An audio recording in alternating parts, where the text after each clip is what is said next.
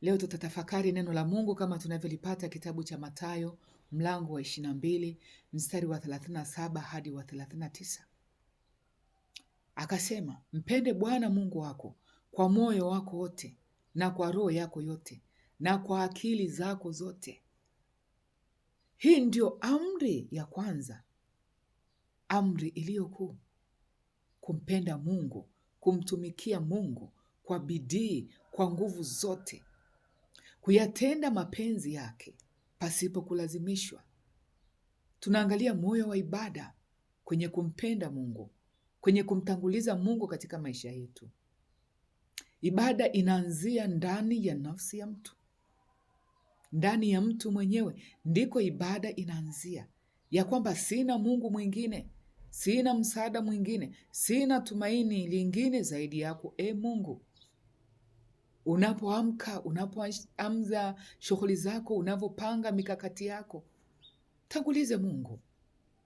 Kila mahali mwambie Mungu, nitangulie katika hili. Mungu nisaidie katika hili. Mungu niongoze katika hili. Mungu niwezeshe katika hili. Mioyo yetu ijawe na nguvu za Mungu. Tusiwe ni watu wenye kulalamika mbele za Mungu kwamba Mungu umechelewa, Mungu hawezi jambo hili. Wengine tunamwekea kabisa mpaka na mipaka kwamba Mungu katika hili huwezi.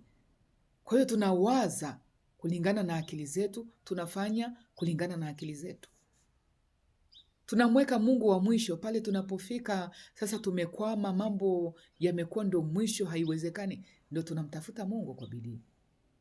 Mungu anataka tumpe mioyo yetu, akili zetu, mawazo yetu, tumwishie, kwa sababu yeye ndiye aliyetuumba. Anasema yeye ni mwanzo na mwisho wa maisha yetu. Anajua kuingia na kutoka kwetu, na hata kabla hatujaomba tayari anajua hitaji letu.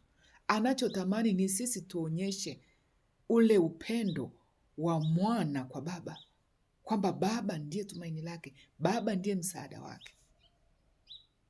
Mungu anatupenda. Moyo wa ibada ndani yetu ukoje? Mara nyingi tunakuwa ni watu wa kusukumwa, wa kulazimishwa.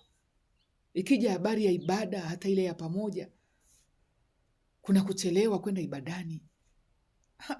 Mungu amesema ikumbuke siku ya Bwana na kuitakasa, kwamba hii siku ameitenga kwa ajili yake. Siku 6 ametupa tufanye kazi, lakini hii moja tu akasema hii ni kwa ajili yangu. Kwa nini tunamwibia Mungu mpaka ile siku ambayo ameitakasa, ile siku aliyoweka kwa ajili ya kumwabudu na kutafakari neno lake? Mwanadamu tumekuwa ni watu ambao haturiziki. Hata tungepewa usiku na mchana bado tungefanya kazi, lakini Mungu akasema hebu tupumzike siku ya 7, tutafakari uumbaji wake na ukuu wake katika maisha yetu. Moyo wa ibada. Hata kwenda kanisani tunaenda kwa sababu ya mazoea, kwa sababu ya mila, kwa sababu kuna mambo ambayo tunatakiwa tufanyiwe. Tusipoenda kanisani basi hatutapata hizo huduma. Mungu aangalie kwamba unatamani huduma yake au unatamani msaada wake ili umwache au ili umtumikie. Yeye anachotamani ni angalie jinsi gani unavyompenda kwa moyo wako, unavyojitoa kwa moyo wote.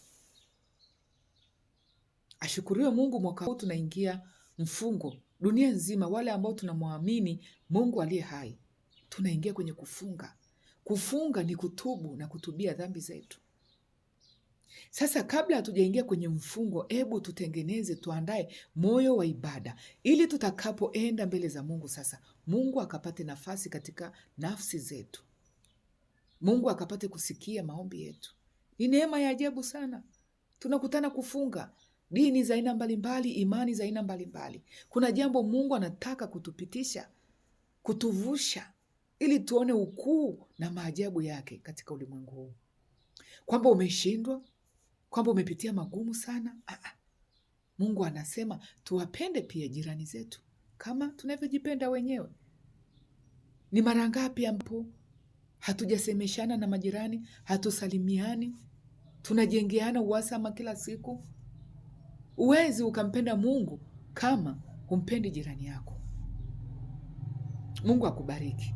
Tukutane siku nyingine, tuendelee kutafakari na kujifunza neno la Mungu.